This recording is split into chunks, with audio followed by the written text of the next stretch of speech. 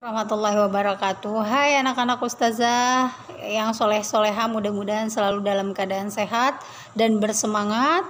Hari ini materi kita akan ustazah sampaikan lewat video singkat berikut ini. Assalamualaikum warahmatullahi wabarakatuh. Baik, pada materi hari ini kita akan belajar bahasa Indonesia mengenai berita. Sebelum masuk pada materi hari ini, kita wajib mengetahui tujuan pembelajaran. Diharapkan setelah mengikuti pembelajaran teks berita ini, anak-anak ustazah yang soleh-soleha bisa yang pertama menjawab pertanyaan tentang isi teks berita dengan benar. Kedua, menyimpulkan unsur-unsur berita secara benar. Untuk mengetahui semuanya, mari kita masuk pada materi hari ini. Mengungkapkan peristiwa di balik sebuah berita. Untuk tahu dan faham bagaimana cara mengungkap sebuah peristiwa atau rangkaian sebuah kejadian dalam sebuah berita, maka kita harus mengetahui apa yang dimaksud dengan berita. Berita adalah informasi tentang peristiwa terkini. Ini dapat diberikan melalui media yang berbeda. Dalam arti lain, berita yaitu sebuah informasi berdasarkan fakta mengenai kejadian yang sedang berlangsung. Yang dimaksud melalui media yang berbeda adalah bisa media cetak ataupun media elektronik seperti televisi. Berita yang kita lihat sehari-hari bisa diperoleh atau dilihat dari berbagai sumber. Dari media cetak, kita bisa melihat berita di dalam koran, di dalam tabloid, dan lain sebagainya.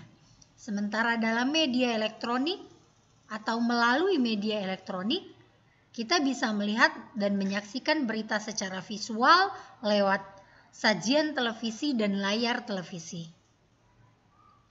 Baik, diharapkan setelah pembelajaran ini, Ananda semua bisa menuliskan sebuah peristiwa yang terjadi menggunakan atau bagaimana cara menulis teks berita.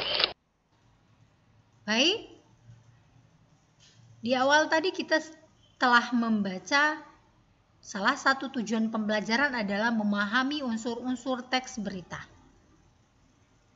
Pada layar, perhatikan tertulis, adapun unsur-unsur dalam sebuah teks berita adalah atau biasa dikenal dengan istilah adiksimba. Adiksimba merupakan istilah dalam unsur-unsur sebuah teks berita. Mari kita lihat apa kepanjangan daripada unsur adiksimba. Singkatan A yang artinya adalah apa? Apa yang dimaksud adalah apa yang terjadi dalam sebuah berita. Singkatan D, di mana yang dimaksud adalah di mana terjadinya sebuah berita tersebut. Singkatan K atau kapan. Kapan terjadinya berita tersebut atau kapan terjadinya sebuah peristiwa yang diceritakan dalam berita tersebut. Singkatan C, yang dimaksud dengan siapa adalah siapa yang diceritakan dalam teks tersebut atau siapa yang diceritakan dalam berita tersebut. Singkatan M adalah mengapa. Mengapa sebuah peristiwa atau kejadian yang terjadi di dalam berita tersebut bisa terjadi. Singkatan B adalah bagaimana bisa terjadi peristiwa atau kejadian yang diceritakan dalam teks berita tersebut. Di dalam sebuah teks berita juga memiliki struktur. Adapun strukturnya terdiri dari 4 bagian. Pertama adalah struktur bagian atau kepala berita. Kepala berita adalah merupakan judul berita utama. Bagian kedua disebut teras berita. Teras ini berisi satu bagian pembuka yang memuat intisari berita berisi poin daripada unsur adik Simba. Bagian ketiga merupakan bagian isi yang menjelaskan semua unsur-unsur teks berita atau kita kenal dengan istilah adik Simba. Bagian keempat ada bagian kaki atau penutup berupa kesimpulan dalam sebuah teks berita. Pada layar tertera dua potongan gambar contoh teks berita. Teks berita ini bisa Ananda semua lihat pada buku, karena ini diambil dari buku cetak yang Ananda miliki di rumah. Silakan lihat bagian-bagiannya atau struktur dalam sebuah teks berita. Ada kepala, teras berita, tubuh berita, dan kaki berita. Bagaimana dengan bahasa dalam sebuah teks berita? Bahasa yang digunakan dalam teks berita harus baku atau sesuai dengan standar bahasa Indonesia. Tidak bisa menggunakan bahasa gaul atau bahasa yang mengandung unsur serapan bahasa daerah. Kecuali memang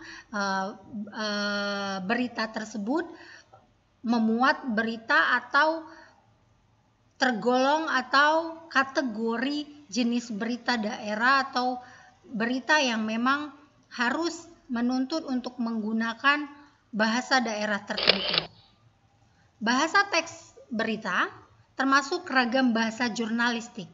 Berikut ini beberapa ciri dasar ragam bahasa jurnalistik. Singkat, padat, sederhana, lugas, dan menarik. Seorang penulis harus bertanggung jawab atas semua informasi yang disampaikan. Dia tidak boleh menambahkan atau mengurangi informasi sesukanya. Jadi, dalam menulis sebuah teks berita harus objektif, tidak boleh menambah-nambahi maupun mengurangi sebuah kejadian atau realita yang akan diangkat menjadi sebuah berita. Terima kasih.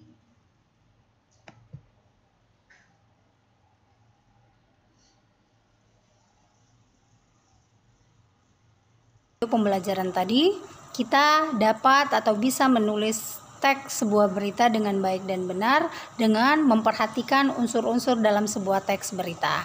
Anak-anak ustazah yang soleh dan soleha, setelah ini akan ada tugas mandiri yang telah ustazah siapkan dalam bentuk Google Form. Tolong dikerjakan dengan baik dan penuh tanggung jawab. Assalamualaikum.